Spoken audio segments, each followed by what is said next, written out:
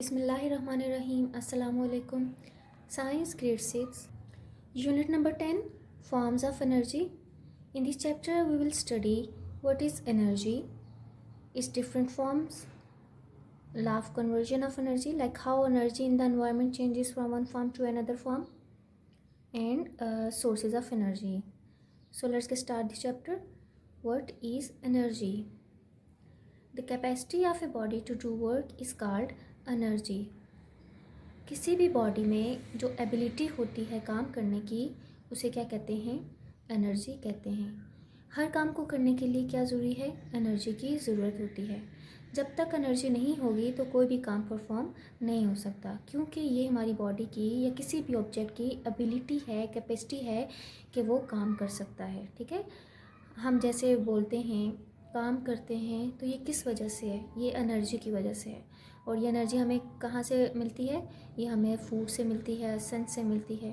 और अब जो हम पढ़ेंगे कि एनर्जी को हम कितने हिस्सों में कैटेगराइज कर सकते हैं। ठीक है, इसके अलावा हम पढ़ेंगे कि एनर्जी के सोर्सेज पढ़ेंगे कि कहाँ कहाँ से एनर्जी को लिया जाता है, इसके सोर्सेज क्या हैं और हम इन्हें कहाँ से ऑब्टेन कर सकते हैं। फॉर्म्स ऑफ एनर्जी कि एनर्जी की कितनी फॉर्म्स हैं। ठीक है, तो एनर्जी की यहाँ पर 10 फॉर्म्स बताई गई हैं, that is potential, gravitational, elastic, chemical, nuclear, kinetic, light, heat, sound and electrical energy. तो वन बाय वन हम इन एनर्जी की फॉर्म्स को पढ़ते हैं, इनके सोर्सेज पढ़ते हैं और कहाँ से हम इनको ऑब्टेन कर सकते हैं। ठीक है, तो फर्स्ट वन है हमारे पास पोटेंशियल एनर्जी। पोटेंशियल एनर्जी को हम क्या बोलते हैं? एज अ स्टोर्ड एनर्जी भी बोलते हैं। पोटेंशियल एनर्जी मीन्स कि जब भी कोई बॉडी एक रेस्टिंग पोजीशन पे होती है तो उसके अंदर जो एनर्जी प्रेजेंट होती है वो कौन सी एनर्जी होती है? पोटेंशियल एनर्जी होती है। लाइक यहाँ पर एक एग्जांपल भी दी गई है कि a stone lying on a ground has energy stored in it. अब जो एक स्टोन है अगर ग्राउंड पे पड़ा है तो वो अभी रेस्टिंग पोजीशन में है, तो उसके अंदर जो एनर्जी स्टोर्ड है वो कौन सी एनर्जी है? पोटेंशियल एनर्जी है। अब अगर हम उस स्टोन को पिक करते हैं, ठीक है, एक अब हमने उठाया तो ऑब्वियसली हम उसको एक हाइट तक ले गए हैं। ठीक है, the energy due to its height is called potential energy. और जब हम उसको रिलीज़ करते हैं या छोड़ते हैं तो वो क्या करता है? ग्राउंड पे हिट करता है। जैसे स्टोन फॉलिंग करता है, ग्राउंड पे हिट करता है, गिरता है, तो उसकी पोटेंशियल एनर्जी जो स्टोर्ड हुई होती है वो किस में कन्वर्ट हो जाती है? काइनेटिक एनर्जी में कन्वर्ट हो जाती है। तो इट्स मीन के जो बॉडी है एक रेस्टिंग पोजीशन पे है, वो मूव नहीं कर रही है, तो उसके अंदर कौन सी एनर्जी स्टोर्ड है? पोटेंशियल एनर्जी प्रेजेंट है। और अगर बॉडी मूविंग पोजीशन में है तो जितने भी ऑब्जेक्ट्स मूव करते हैं तो वो कौन सी एनर्जी प्रेजेंट होती है? उसमें काइनेटिक एनर्जी प्रेजेंट होती है। तो यहाँ पर पोटेंशियल एनर्जी को फर्दर 2 टाइप्स में डिवाइड किया गया है। First one is gravitational potential energy. तो ग्रेविटेशनल पोटेंशियल एनर्जी मीन्स कि पोटेंशियल एनर्जी तो स्टोर्ड एनर्जी होती है बॉडी के, जो रेस्टिंग पोजीशन में होती है। अगर हम उस बॉडी को एक हाइट तक, एक सर्टेन हाइट तक उठा कर ले जाते हैं, ठीक है, तो वो ड्यू टू इट्स हाइट की वजह से जो एनर्जी होगी उसमें वो कौन सी एनर्जी होती है? Gravitational potential energy. ठीक है, हाइट की वजह से। जैसे कि यहाँ पर एक 2 एग्जांपल्स दी गई हैं कि ये इंक्लाइंड प्लेन है, यहाँ पर एक ऑब्जेक्ट रख दिया गया है, वो बॉल है यहाँ पर रख दिया है, तो ये रेस्टिंग पोजीशन में है। ठीक है, रेस्टिंग पोजीशन में इट्स मीन के पोटेंशियल एनर्जी प्रेजेंट है। अब ये एक हाइट पे भी बॉल प्रेजेंट है इंक्लाइंड प्लेन में, तो ये जो हाइट की वजह से इसके अंदर एनर्जी है वो कौन सी है? ग्रेविटेशनल पोटेंशियल एनर्जी है। इसी तरह एक स्विमर है जो स्विमिंग पूल में खड़ा, स्विमिंग पूल में जो जंप करता है, ठीक है, स्विमिंग करने के लिए, तो कहाँ पे करता है? स्प्रिंग बोर्ड पे, स्प्रिंग बोर्ड से जंप करता है ना। तो उस दौरान जब भी वो रेडी हो रहा है जंप करने के लिए, तो इट्स मीन कि एट दैट टाइम वो रेस्टिंग पोजीशन में है। तो जो एनर्जी उसके अंदर क्या है? वो एक हाइट पे, सर्टेन हाइट पे प्रेजेंट है, तो वो एनर्जी उसके अंदर अभी कौन सी है? ग्रेविटेशनल पोटेंशियल एनर्जी प्रेजेंट है। ठीक है, तो जितना भी एक ऑब्जेक्ट का मैस होता है या उसकी जितनी हाइट पे वो प्रेजेंट है और उसका मैस मीन्स कि उसका वेट कितना है, तो वो डिपेंड करता है ग्रेविटेशनल पुल पे या फिर ग्रेविटेशनल पोटेंशियल एनर्जी पे। जितना उसका मैस वेट ज़्यादा होगा, इतनी ही उसकी ग्रेविटेशनल पोटेंशियल एनर्जी भी क्या होगी? ज़्यादा होगी। लाइक एग्जांपल इसकी ले लेते हैं कि अगर हमारे पास 2 स्टोन्स हैं, और उनका मैस डिफरेंट है, ठीक है, लेकिन हाइट सेम रखी गई है, ठीक है। एक ही सेम हाइट पे दो डिफरेंट स्टोन्स को रख दिया गया है और उनका मैस डिफरेंट है, ठीक है। तो उनकी ग्रेविटेशनल पोटेंशियल एनर्जी भी क्या होगी, डिफरेंट होगी। कैसे, लाइक हाइट तो सेम है बट मैस डिफरेंट होने की वजह से तो उनका ग्रेविटेशनल पुल डिफरेंट हो सकता है, क्योंकि जब वो ज़मीन पे हिट करेंगे तो जिसका मैस ज़्यादा होगा वो जल्दी से ज़मीन की तरफ ज़्यादा तेज़ी से हिट करेगा। तो इट्स मीन कि उसका ग्रेविटेशनल पुल ज़्यादा होगा। जिस ऑब्जेक्ट का मैस ज़्यादा होता है उसका ग्रेविटेशनल पुल ज़्यादा होता है। इट्स मीन कि जो हैवियर स्टोन है उसकी gravitational potential energy as compare to the lighter one ज़्यादा होती है। नेक्स्ट है हमारे पास elastic potential energy. Potential energy is the stored energy and elastic means कि जितनी भी हमारे पास इलास्टिक बॉडीज़ होती हैं जो स्ट्रेचेबल होती हैं, तो उनके अंदर जो एनर्जी स्टोर्ड होती है वो कौन सी होती है, इलास्टिक पोटेंशियल एनर्जी होती है। लाइक अ रबर बैंड, ठीक है, जब हम इसको रिलीज़ करते हैं, हम इसको स्ट्रेच करते हैं, ठीक है, ये स्ट्रेच हुई है और इसको रिलीज़ करते हैं, छोड़ते हैं, तो ये अपनी ओरिजिनल पोजीशन पे आ जाता है। किस वजह से, क्योंकि इसके अंदर एनर्जी स्टोर्ड होती है। और वो जो एनर्जी स्टोर्ड होती है इलास्टिक बॉडीज़ में, जिसकी वजह से वो स्ट्रेच्ड हो सकते हैं या कंप्रेस हो सकते हैं, ठीक है। कंप्रेस मीन्स कम होना और स्ट्रेच मीन्स उस अपने ओरिजिनल साइज से बढ़ जाना, ठीक है। तो वो उन बॉडीज़ में जो एनर्जी स्टोर्ड होती है वो कौन सी होती है, इलास्टिक पोटेंशियल एनर्जी स्टोर्ड होती है। लाइक यहाँ पर स्ट्रेच रबर आपको बता दिया गया है, स्ट्रेच बो जो दिखा दिया गया है, और स्प्रिंग जो है कंप्रेस्ड हुआ हुआ, इसको कंप्रेस नीचे की तरफ हाँ किया गया है, ठीक है, स्ट्रेच नहीं है। तो इनके अंदर कौन सी एनर्जी स्टोर्ड है, इलास्टिक पोटेंशियल एनर्जी स्टोर्ड है। Next topic is nuclear energy. Nuclear energy क्या होती है, जितने भी न्यूक्लियर रिएक्शंस होते हैं उनसे न्यूक्लियर एनर्जी प्रोड्यूस होती है। इसके सोर्सेज क्या हैं कि ये फिजन और फ्यूजन रिएक्शन से प्रोड्यूस होती है, ठीक है। तो न्यूक्लियर एनर्जी जो प्रोड्यूस होती है फिजन और फ्यूजन रिएक्शन से, वो किस फॉर्म में प्रोड्यूस होती है, in the form of nuclear radiations. जैसे कि हम जानते हैं कि एटम्स जितने भी होते हैं उनके अंदर लार्ज अमाउंट में एनर्जी उनके न्यूक्लियाई में स्टोर्ड होती है। अब ये जो एनर्जी स्टोर्ड होती है उनके न्यूक्लियाई में, इसको बोलते हैं न्यूक्लियर एनर्जी, ठीक है। तो अब ये एनर्जी कैसे रिलीज होती है, जब इन एलिमेंट्स को हम क्या करते हैं, बम्बार्डमेंट करते हैं, इनको ब्रेक डाउन करवाते हैं। लाइक यहाँ पर इन्होंने यूरेनियम ले लिया गया है, ये एक रेडियो एक्टिव एलिमेंट है। जब हम इसकी बम्बार्डमेंट करवाते हैं तो इससे लार्ज अमाउंट में एनर्जी क्या होती है, रिलीज़ होती है, ठीक है। इसको हम क्या बोलते हैं, न्यूक्लियर फिजन बोलते हैं। लाइक यूरेनियम का जो एक एलिमेंट है, ठीक है, ये एक रेडियो एक्टिव एलिमेंट है। अगर हम इसकी बम्बार्डमेंट करवाते हैं तो ये ब्रेक डाउन हो जाएगा, किसमें, 3 एलिमेंट्स में ब्रेक डाउन हो जाता है। जब ये ब्रेक डाउन होता है तो उस दौरान लार्ज अमाउंट में एनर्जी रिलीज़ होती है। ये फर्दर ब्रेक डाउन होंगे तो ये मज़ीद 3 में होंगे, ऐसे ये भी 3 में होंगे। और जब ये मज़ीद फर्दर ब्रेक डाउन होते जाते हैं तो इससे बहुत लार्ज अमाउंट में क्या होती है, एनर्जी रिलीज़ होती है। और वो एनर्जी कौन सी होती है, न्यूक्लियर एनर्जी होती है। इसको कहाँ पर यूज़ किया जाता है, बम्बार्डमेंट से जो एनर्जी रिलीज़ होती है इनको न्यूक्लियर पावर स्टेशंस में यूज़ किया जाता है, ताकि इलेक्ट्रिसिटी को जनरेट किया जा सकता है, इलेक्ट्रिसिटी पैदा की जा सके। और सेकंड जो है हमारे पास जो न्यूक्लियर फ्यूजन जिसको बोलते हैं वो है सन। सन में भी हम सन से हमें क्या प्रोड्यूस होती है, हीट और लाइट प्रोड्यूस होती है।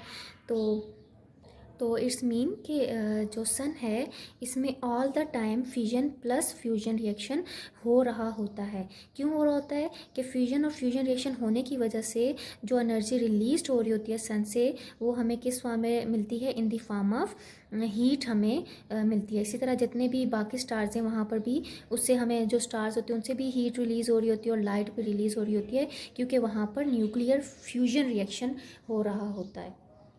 नेक्स्ट है हमारे पास केमिकल एनर्जी। केमिकल एनर्जी क्या होती है, ये सब्सटेंसेस में प्रेजेंट होती है, या जिनको हम कह सकते हैं सब्सटेंसेस जितने भी उनमें स्टोर्ड होती है।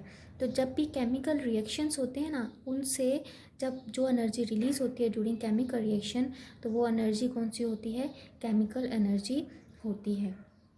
लाइक जो एनर्जी स्टोर्ड इन फ्यूल्स और batteries is called chemical energy. के बैटरीज जितनी भी होती हैं उनके अंदर जो एनर्जी स्टोर्ड होती है वो कौन सी होती है, केमिकल एनर्जी होती है। और जो फ्यूल है, ठीक है, अब हम कोई भी मिसाल के तौर पर कोयला ले लेते हैं, जब हम इसको जलाते हैं तो उस दौरान जो केमिकल एनर्जी है, जो केमिकल रिएक्शंस हो रहे हैं ना, तो केमिकल एनर्जी उसमें से रिलीज़ होती है। किस फॉर्म में रिलीज़ होती है, in the form of heat and light release होती है।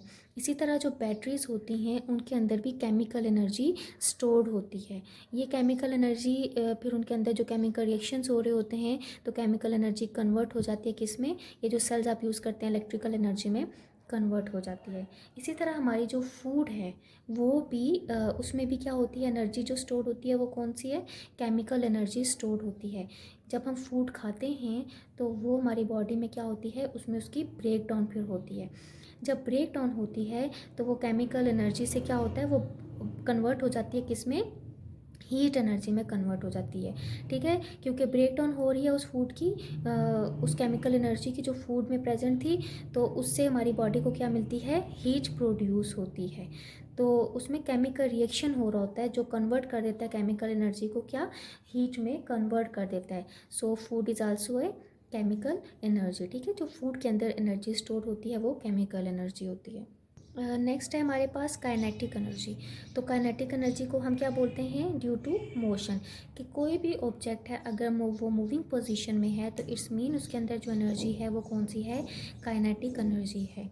ठीक है, तो जितनी भी मूविंग बॉडीज़ होंगी उनके अंदर कौन सी होती है, काइनेटिक एनर्जी प्रेजेंट होती है। अब ये काइनेटिक एनर्जी किस पर डिपेंड करती है, ये मैस और स्पीड ऑफ दी ऑब्जेक्ट में डिपेंड करती है कि एक ऑब्जेक्ट जो है उसका कितना मैस है और उसकी स्पीड कितनी है।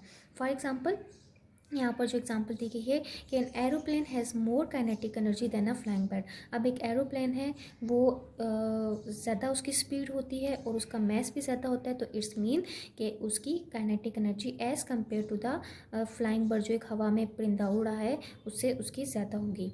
अब moving car, rolling stone, running, flying birds जितनी भी हैं, ये अगर स्टोन मूव कर रहा है, ठीक है, वो गिर रहा है चोटी से, पहाड़ी से, इस तरह पानी जो है वो क्या कर रहा है, रन कर रहा है, तो फ्लाइंग बर्ड्स जो हैं ये सब मूव कर रहे हैं ना, तो जितनी भी मूविंग बॉडीज़ होती हैं उनके अंदर काइनेटिक एनर्जी प्रेजेंट होती है। Next is light energy. Light energy क्या है, ये हमें देखने में मदद करती है। इसके सोर्सेज कहाँ हैं कि ये लाइट एनर्जी कहाँ कहाँ से मतलब हम लोगों को मिल सकती है लाइट, तो वो सन है, बल्ब है, कैंडल्स हैं, इसके अलावा फायर फ्लाइज हैं, ग्लो वॉर्म्स है, कुछ ऐसे कीड़े होते हैं जो चमकते हैं, ठीक है, जैसे जुगनू हो गया, सम मैरीन एनिमल्स हैं। तो यहाँ से हमें ये लाइट एनर्जी क्या मिलती है, प्रोड्यूस होती है। ये किस तरह इसके अलावा प्रोड्यूस होती है, ये तो मेजर सोर्सेज है ना कि यहाँ से इनसे लाइट मिलती है हमें। तो प्रोड्यूस कहाँ से होती है, जैसे कोई चीज़ हम जलाएंगे तो उससे क्या होगा, जलाने से क्या होती है, लाइट मिलती है ना उनसे, तो ये इसकी ऐसे प्रोड्यूस होती है। तो इनको हम मुख्तलिफ़ पर्पज़ के लिए यूज़ करते हैं, जैसे प्लांट्स जो हैं वो लाइट एनर्जी को ही लेते हैं और अपनी फूड को प्रिपेयर करते हैं। इस तरह हम लाइट को क्यों यूज़ करते हैं कि लाइट हमें देखने में मदद करती है। अगर लाइट ना हो तो हम अपने सराउंडिंग में कोई भी चीज़ नहीं देख सकते, क्योंकि हर जगह क्या हो जाता है, अंधेरा हो जाता है। तो नेक्स्ट है हमारे पास हीट एनर्जी। नेक्स्ट है हमारे पास हीट एनर्जी। ये क्या होती है, हॉट बॉडीज से प्रोड्यूस होती है। जितनी भी हॉट बॉडीज़ होती हैं वो अपने टेम्परेचर को डाउन करने के लिए एनवायरनमेंट के टेम्परेचर से मतलब मेंटेन करने के लिए, एनवायरनमेंट का टेम्परेचर मेंटेन करने के लिए, अगर उनका टेम्परेचर बहुत ज़्यादा हाई है तो वो अपने एनवायरनमेंट का जो टेम्परेचर होगा उसके साथ अपने टेम्परेचर को नॉर्मल रखने के लिए तो अपना टेम्परेचर डाउन करती हैं। जब वो अपना टेम्परेचर डाउन करती हैं तो तब ये हीट प्रोड्यूस होती है।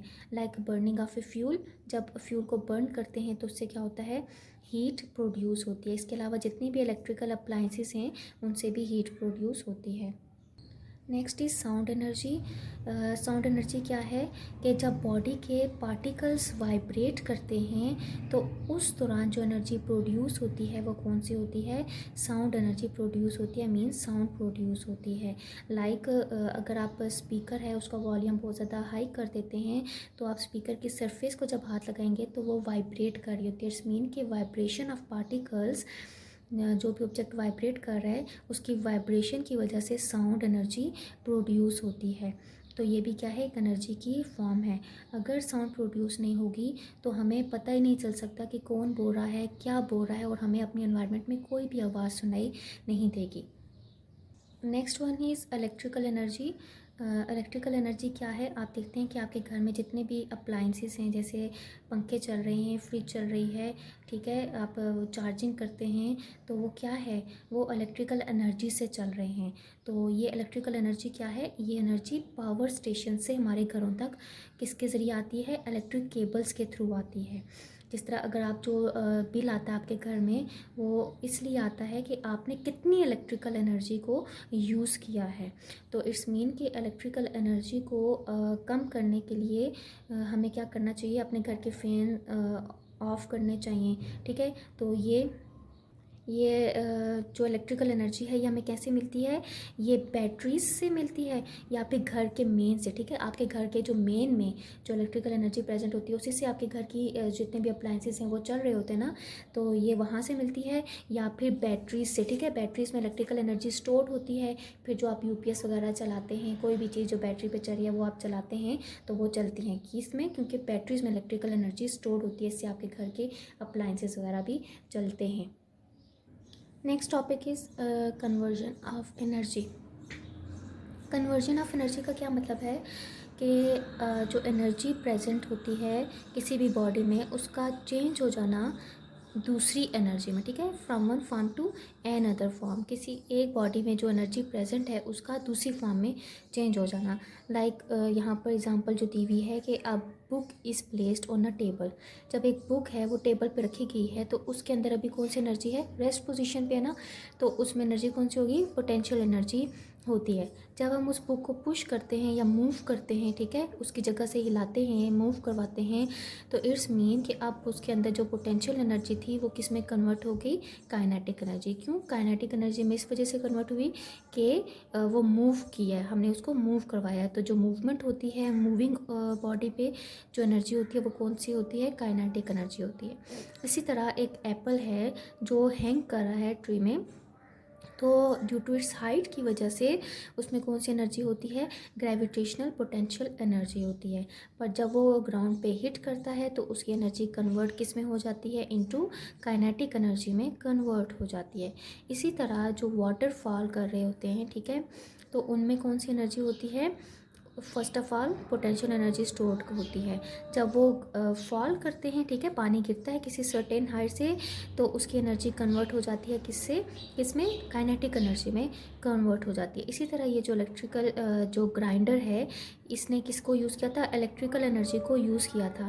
तो इलेक्ट्रिकल एनर्जी यूज़ करते हुए ग्राइंडर ने क्या किया, उसको चेंज कर दिया इनटू, जब इलेक्ट्रिकल एनर्जी यूज़ होती है ग्राइंडर को ग्राइंडर चलाने के लिए, तो उससे फिर क्या होती है, इलेक्ट्रिकल एनर्जी किस में कन्वर्ट हो जाती है, उससे हमें साउंड प्रोड्यूस होती है और हीट प्रोड्यूस होती है। इससे हमें ये पता चला कि एनर्जी जो एनवायरनमेंट में होती है चेंज करती है from one form to another form, ठीक है, लेकिन टोटल एनर्जी रिमेंस क्या रहती है, कांस्टेंट रहती है। और ना ही हम एनर्जी को क्या कर सकते हैं, क्रिएट खुद से करवा सकते हैं, और ना ही इसको डिस्ट्रॉय कर सकते हैं। अब इसको हम जिस लॉ के ज़रिए पढ़ेंगे, मज़ीद एक्सप्लेन करते हैं, वो कौन सा लॉ है हमारे पास, law of conservation of energy. Law of conservation of energy में क्या बताया गया है कि एनर्जी ट्रांसफर्ड हो सकती है from one form to another form, ठीक है, बट लेकिन जो टोटल एनर्जी है वो क्या रहेगी, रिमेन्स कांस्टेंट, क्योंकि एनर्जी में ना इंक्रीज हो रहा है और ना ही डिक्रीज हो रहा है, सिर्फ एनर्जी ट्रांसफ़र हो रही है एक फॉर्म से दूसरी फॉर्म में। तो हमारी जो टोटल एनर्जी है वो क्या रहती है, कंजर्व रहती है, मीन्स कांस्टेंट रहती है। This is called the law of conservation of energy. It means कि energy transfers into many forms but the total energy remains the same. अब यहाँ पर एक एग्जांपल दे दी गई है कि एक पेंडुलम है, उसको हमने एक सर्टेन हाइट तक लेकर गए हैं, ठीक है, तो एक हाइट तक लेकर जाने का मतलब इसके अंदर जो अभी ओवरऑल एक सर्टेन हाइट की वजह से इसके अंदर जो क्या है, ये मूव अभी नहीं करा, हमने इसको एक पकड़ के सब सर्टेन हाइट तक लेकर गए हैं, तो उस पर क्या है, इसमें मैक्सिमम अभी क्या है, पोटेंशियल एनर्जी है।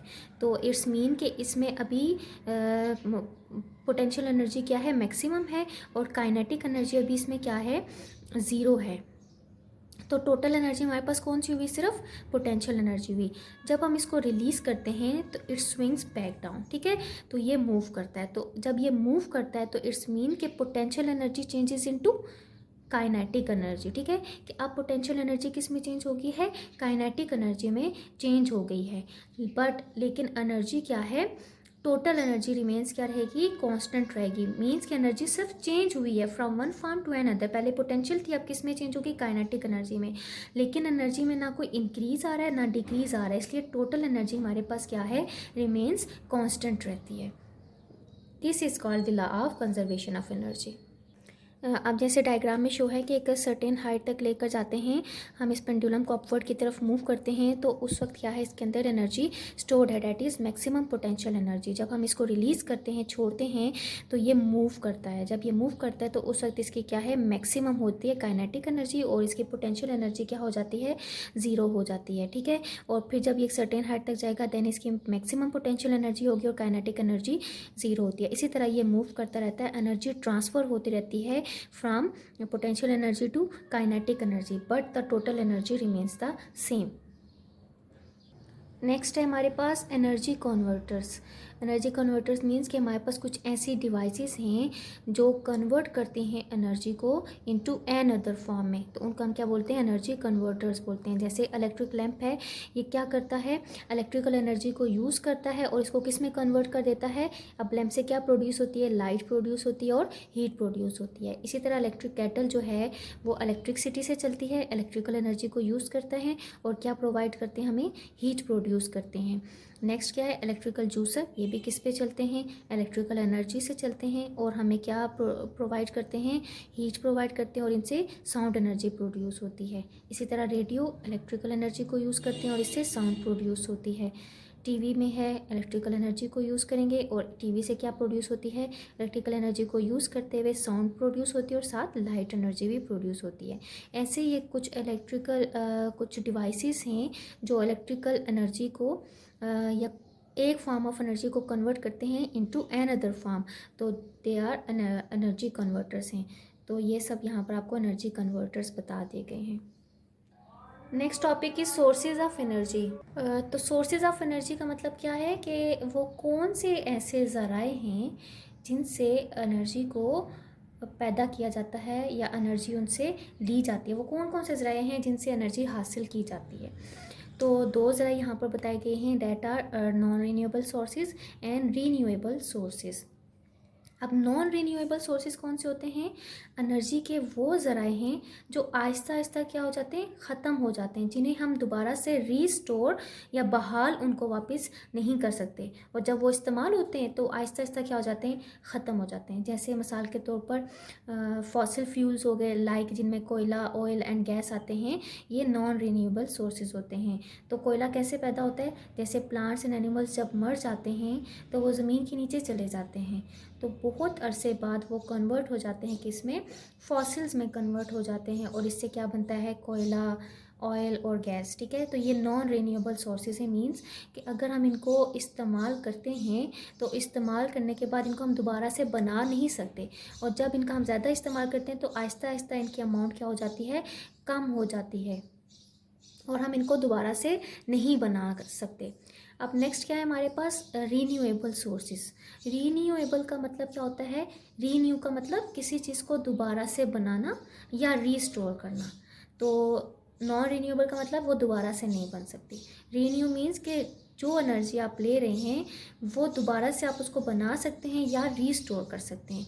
इट्स मीन कि ऐसी एनर्जी के सोर्सेज जो दोबारा से रीस्टोर हो सकें और वो ख़त्म ना हो, ठीक है, और वो ख़त्म नहीं हो सकते, कभी भी ख़त्म नहीं होते, तो वो हमारे पास होते हैं रीन्यूएबल सोर्सेज। लाइक सोलर, जो सूरज से रोशनी हासिल होती है, ठीक है, वो हमारे पास क्या है, रीन्यूएबल सोर्सेज है, कभी ना ख़त्म होने वाली एनर्जी है, ठीक है। विंड हो गए, water, geothermal and biomass energy are renewable sources of energy, ठीक है। और इनको हम क्लीन फॉर्म ऑफ एनर्जी भी कहते हैं, पोल्यूशन फ्री है, ठीक है, ये एनवायरनमेंट में कोई पोल्यूशन क्रिएट नहीं करती। अब वन बाय वन हम इनको पढ़ते हैं, रीन्यूएबल सोर्सेज को, जिनको हम दोबारा से रीस्टोर कर सकते हैं। तो फर्स्ट वन है हमारे पास सोलर एनर्जी। अब सोलर एनर्जी जो सूरज से रोशनी हासिल होती है, जो एनर्जी हासिल होती है, उसको हम बोलते हैं solar energy, that is free of cost. इसका आपको कोई पे नहीं करना पड़ता है, जो सूरज से रोशनी मिलती है आप इसको कोई पे, इसके चार्जेस नहीं करते, ना इसको पे करते हो, इसके पैसे देते हो आप, फ्री ऑफ कॉस्ट आपको मिल रही है, और पोल्यूशन फ्री है, इसमें कोई पोल्यूशन का काम नहीं है कि पोल्यूशन होगी इससे, ये पोल्यूशन फ्री प्रोसेस है, ठीक है। अब इससे सोलर एनर्जी से क्या किया जाता है, इलेक्ट्रिसिटी जनरेट करवाई जा सकती है। कैसे, लाइक जो आपकी रूफ़ होती है, छतों पे आप जो सोलर पैनल्स रख देते हो, तो वो क्या करते हैं, इसी सोलर एनर्जी को लेकर क्या करते हैं, इलेक्ट्रिसिटी प्रोवाइड करते हैं। आपके जो घर चलते हैं वो कन्वर्ट करते हैं सोलर एनर्जी को इनटू इलेक्ट्रिसिटी में। इसी तरह जो सोलर सेल्स हैं आप लोग यूज़ करते हैं, वो सोलर सेल्स कैलकुलेटर में और सैटेलाइट्स में यूज़ होते हैं। और ये कौन से हैं, बहुत ही ज़्यादा चीप हैं और आसानी से आप इनको मेंटेन कर सकते हैं। इसके बाद है नेक्स्ट हमारे पास wind energy, that is windmill. जो एनर्जी हवा से हासिल की जाती है उसको बोलते हैं विंड एनर्जी। और अब इस विंड एनर्जी से क्या किया जाता है, बिजली बनाई जाती है।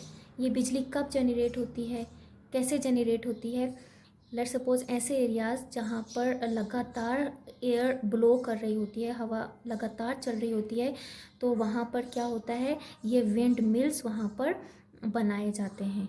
अब जब कॉन्टीन्यूसली वहाँ पर एयर ब्लो कर रही होती है, तो ये जो इसके ब्लेड्स हैं, इस विंड मिल के 3 ब्लेड्स हैं, हवा के ब्लो करने की वजह से ये ब्लेड्स भी मूव करने लग जाते हैं हवा के साथ, ठीक है, गोल गोल चलने लग जाते हैं।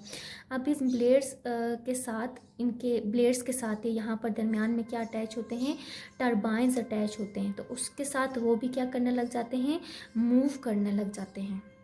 अब आपको ये टावर सा ये नज़र आ रहा है ना, तो उससे क्या होगा कि इस टावर के नीचे क्या होता है, जनरेटर अटैच होता है, इसमें बिजली प्रोड्यूस होती है इस हवा की वजह से, ठीक है।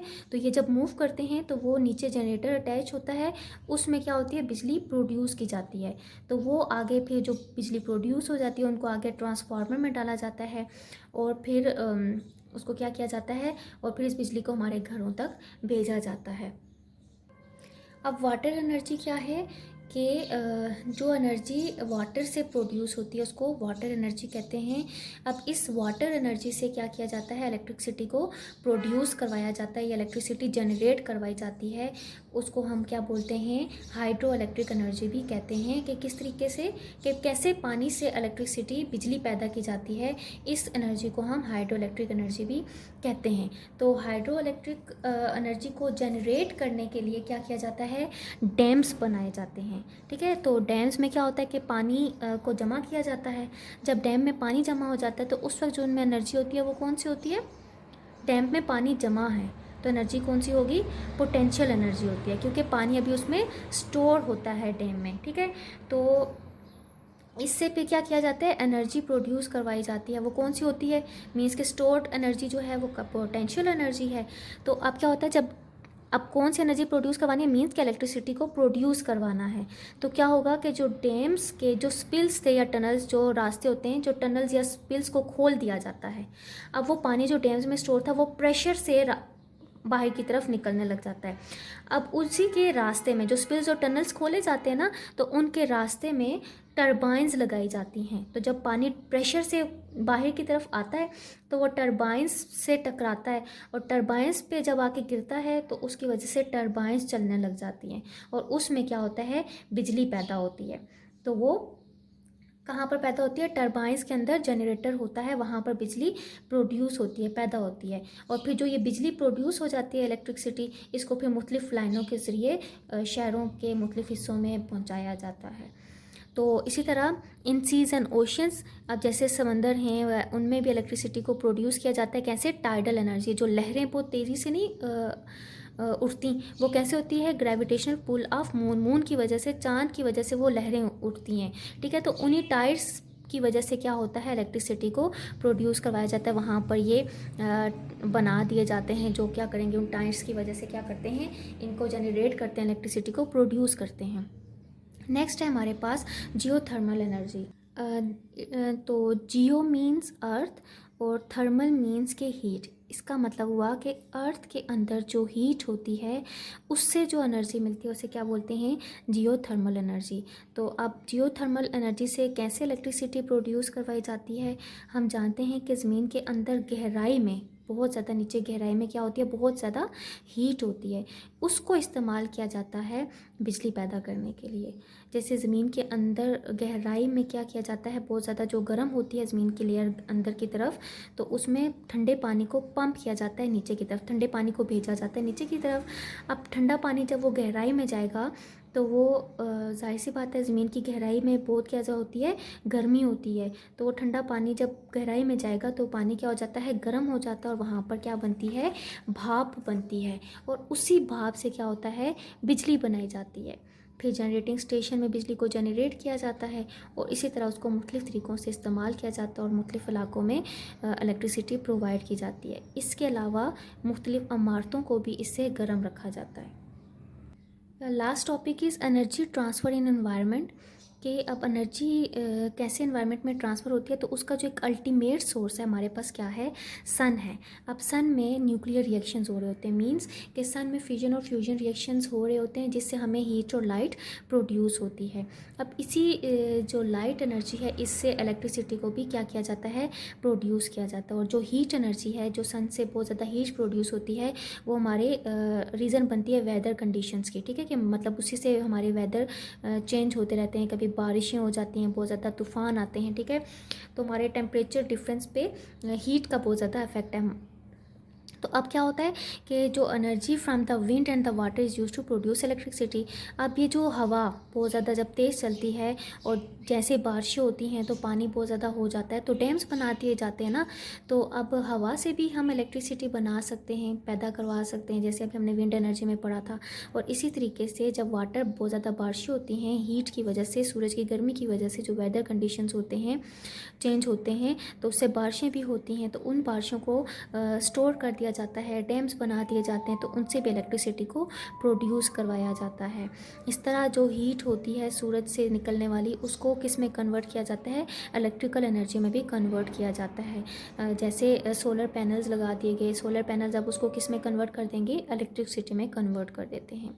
इसी तरह अब जो सूरज से रोशनी आती है, लाइट एनर्जी, उसको कन्वर्ट किया जाता है किस में, केमिकल एनर्जी। कैसे केमिकल एनर्जी में कन्वर्ट होती है वो, कि प्लांट सूरज से रोशनी को लेते हैं और वो अपनी फूड बनाते हैं, तो वो केमिकल एनर्जी होती है। तो जब एनिमल्स और प्लांट्स उसको खाते हैं तो वो एनर्जी हमारी बॉडी में ट्रांसफ़र हो जाती है, और हमें क्या प्रोवाइड करती है, एनर्जी और हीट हमारी बॉडी को प्रोवाइड करती है। मीन्स कि केमिकल एनर्जी ब्रेक डाउन हो गई फूड की फॉर्म में हमारी बॉडी में, जब हम उसको इनटेक करते हैं तो वो फूड केमिकल एनर्जी होती है, वो ब्रेक डाउन हो जाती है, हमारी बॉडी को हीट प्रोवाइड करती है।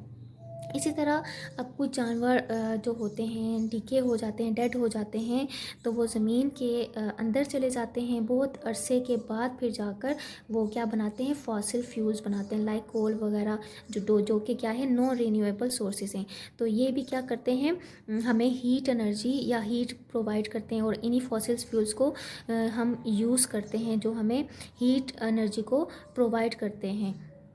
और इसके अलावा बहुत सारे मकसद के लिए इस ऑयल को, कोल को, गैस वगैरह को इस्तेमाल किया जाता है। तो इट्स मीन के सन एक ऐसा अल्टीमेट है एनर्जी का, ऐसा सोर्स एनर्जी का, कि इसके ज़रिए हीट भी प्रोड्यूस होती है, इसके ज़रिए हम फूड भी लेते हैं, इससे इलेक्ट्रिसिटी भी प्रोड्यूस की जाती है। मीन्स कि जितनी भी एनर्जी है वो हमें सन से प्रोड्यूस हम कर सकते हैं, और ये फ्री ऑफ कॉस्ट है, इसका कोई मतलब हमें पे नहीं करना पड़ता, free of cost and pollution free process है। I hope you have got all the concepts well. Stay home, stay safe. Allah Hafiz.